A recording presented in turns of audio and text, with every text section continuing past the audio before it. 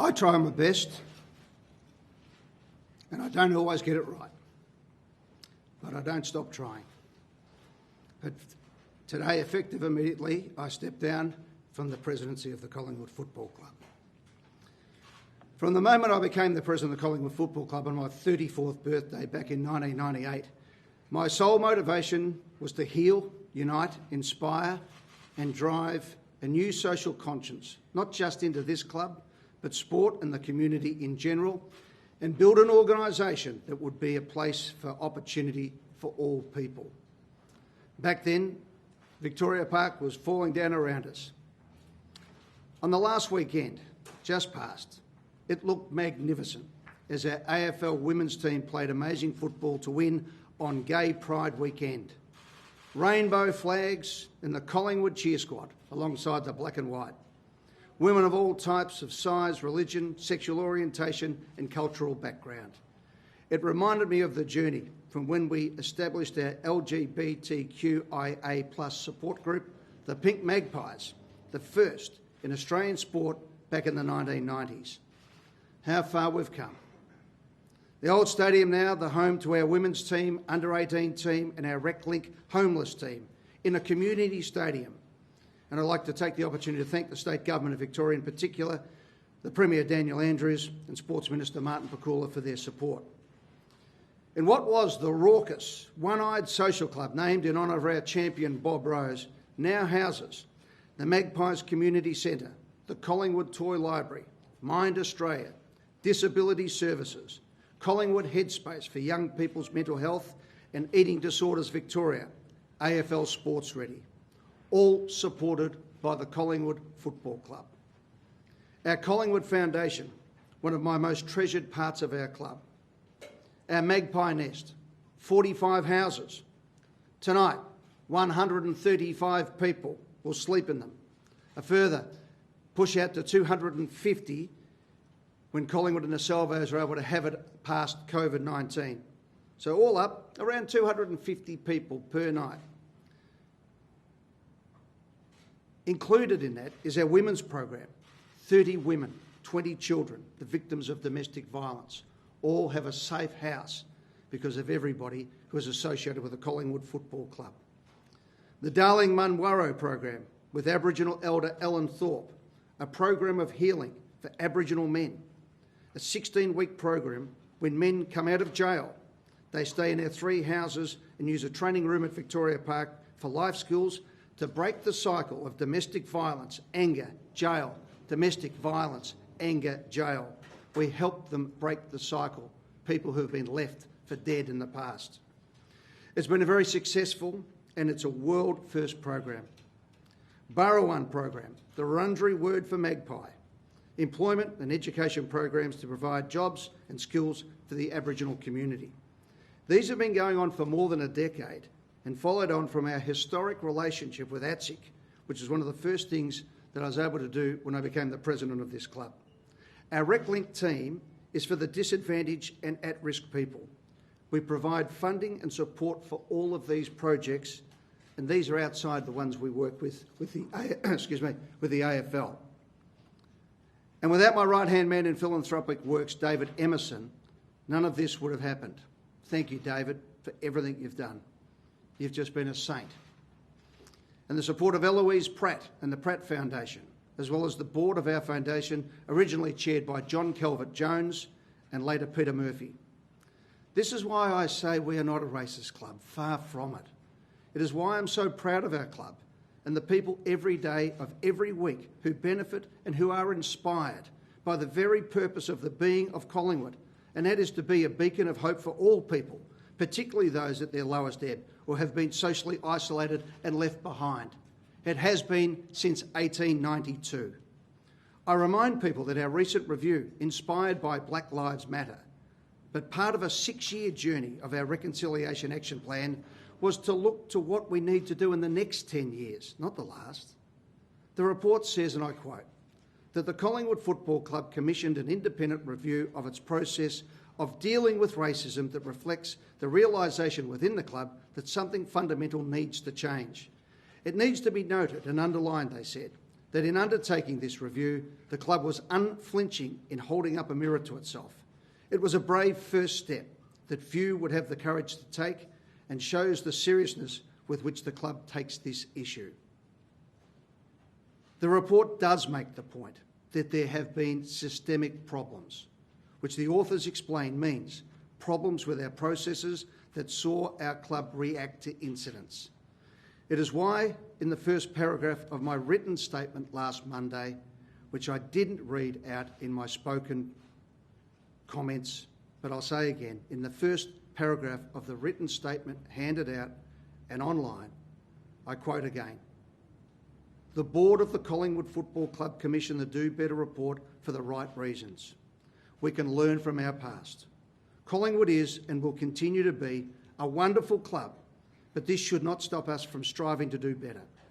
The CFC Do Better report is an acknowledgement that our club, our game and our country have not always got it right. And for our part, we have always sought to do our best, but that hasn't always been good enough. And for that, we are sorry." The report also said, if there is one thing that united almost every person we spoke to in this whole review, it was their commitment to the Collingwood Football Club and their desire to see it be the best version of itself. And that has been my role for the past 23 years. I committed myself to making Collingwood the best place it could be. I'm proud as a result of that we have built these amazing facilities for training, community and social experiences, that we were able to be a major partner in the rebuild of the Melbourne Cricket Ground, that we have rebuilt and reimagined Victoria Park, that against opposition I was able to establish the Collingwood Women's Program that now sees 2 women's football teams, pre and post-COVID restrictions of course, and to expand our teams to our magnificent Super Netball team in the highest grade competition in the country and in Tasmania as well. And of course our magnificent Collingwood wheelchair team and now our partnership with the Yarra League, which will enable us to grow our community footprint and allow a pathway for multicultural players, coaches and officials to the big league. These are things that we are doing. And our latest endeavour, Victoria Sport, a partnership with Monash University Sports Medicine to treat injuries and conduct world's leading research into concussion and the effect of sleep, with a hub here in this very room, and education courses backed by Collingwood and Monash Health, with a building starting in here at the end of this season. Thank you to Monash and to the Federal Treasurer Josh Frydenberg. It is because we have so much going on, so much good to do, and with the interruptions and pressure from COVID-19, that I committed to continue my presidency until the end of this season. However, I don't think that is now either fair or tenable for the club or the community. People have latched on to my opening line last week, and as a result, I've become a lightning rod for vitriol, but worse, have placed the club in a position where it's hard to move forward with the implementation of our plans with clear air. Our sponsors, who all stand united against any form of racism, are also under pressure. Emirates, CGU, La Trobe Financial, Nike have been magnificent supporters and are hard taskmasters in making sure we live our collective ideals together. They are a major part of this journey, and I thank them on behalf of the entire community. Their work through Collingwood is to shine a light on the path forward and support us in our collective endeavours. And also to our playing group, to our champions of Collingwood. I want them to have no distractions and have clear minds in representing the club, winning the flag and helping to fashion the club we want. When I came to Collingwood, it was a club riven with rivalries, enmities and division. It has not been the case in my time. So I do not want any of this to cause rancour or factions. It's better then to fast-track my leaving the club from the end of the year to now. I love Australian rules footy.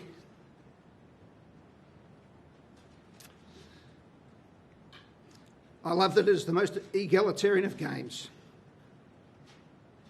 No matter the size, the shape, or any other subset of life, he or she with a Sharon is the most important person in the world when they've got it in their hands. I love my memories of Victoria Park the first time. How for the first time in my life, I felt part of a community.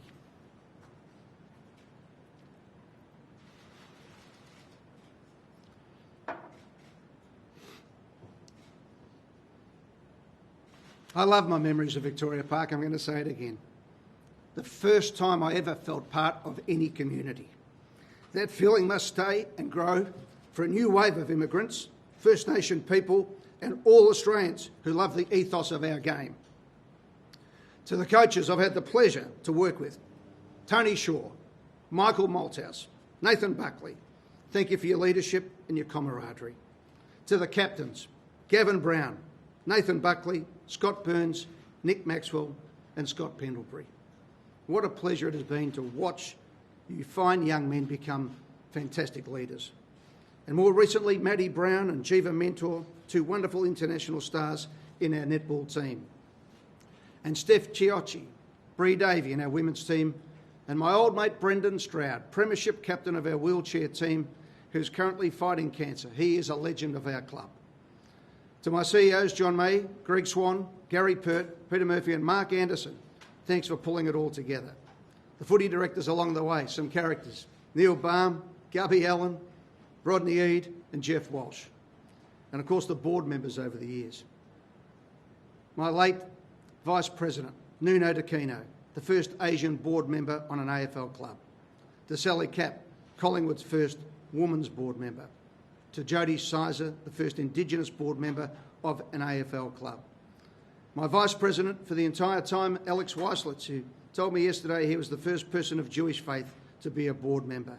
And along the way, the magnificent contribution of Ian McMullen, Jack Kennedy, Brad Cooper, Elisa Camplin, Peter Hammond, the late Peter Hammond, Paul Leeds, Mark Corder, Peter Murphy, Jodie Sizer, Christine Holgate, Paul Lecuria, and a special mention to my predecessor, one of the greats of this history of this club, the great Kevin Rose.